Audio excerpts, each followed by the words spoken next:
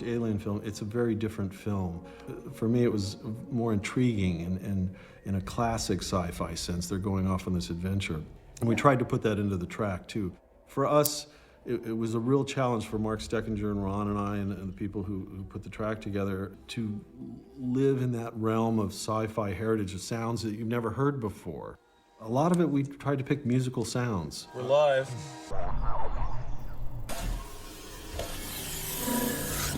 Because sci-fi has a real tradition of musicality in the sounds. Prometheus was a great collaborative experience. Everybody, no matter what their specialty was, their department was, everybody had ideas and shared. Ron Bartlett has this great musical background, this great singing voice, and we were starting to meet about the film and telling about some of the things we were doing and some of the sounds we were looking for and some of the struggles we were having.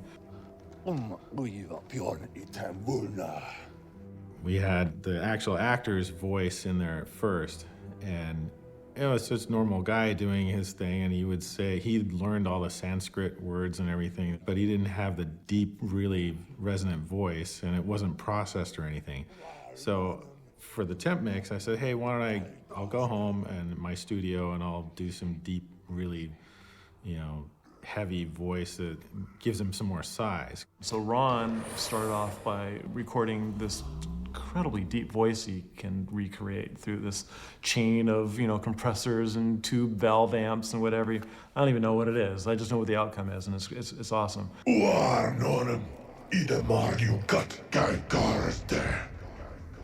about now at the end? He does all these things. I'm like, oh boy. Now he's speaking Sanskrit and he doesn't match the other guy.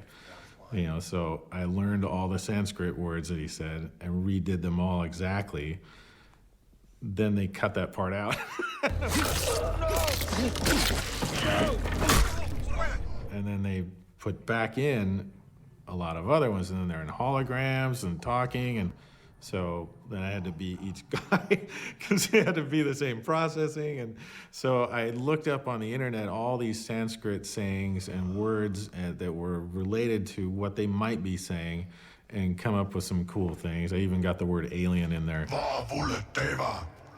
Typically, you don't have your re-recording mixer going home at night and spending all hours of the night probably on a microphone going, like really deep down there like that. Here I am, him chasing a cut. Did you miss that? Really loves contrast. One of his favorite moments in the film is in the orrery when it just shuts down and David is left standing there.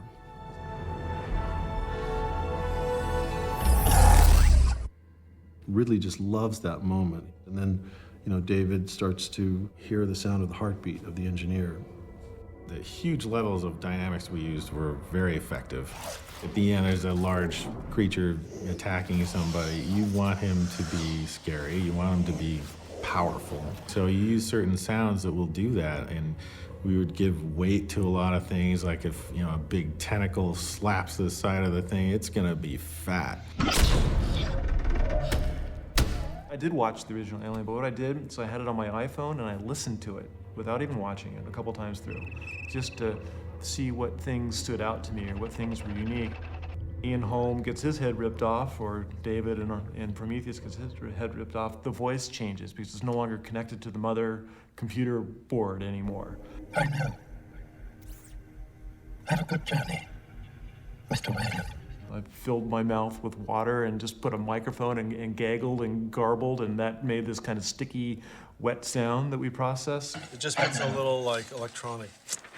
Have a good journey, Mr. Whalen. Turn the speed up just a little bit. Problem is, the thing is, what's actually really nice, I think from this moment on, because he really becomes the machine. Have a good journey, Is this change? Mr. Whalen. I know. I like when you had this. Mr. Whalen. I know.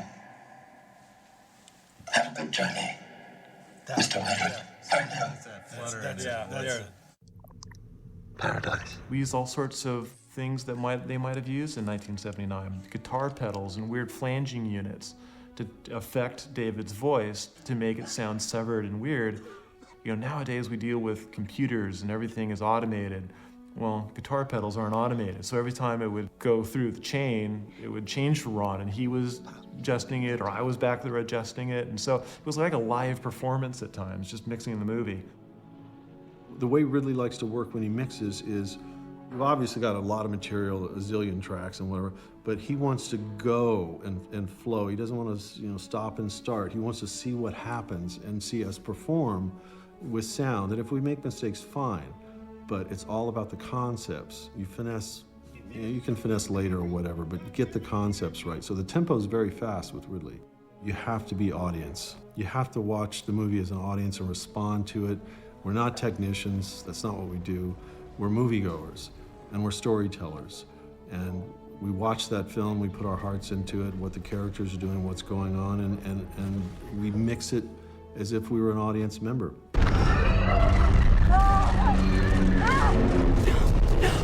No, no, no, no, no.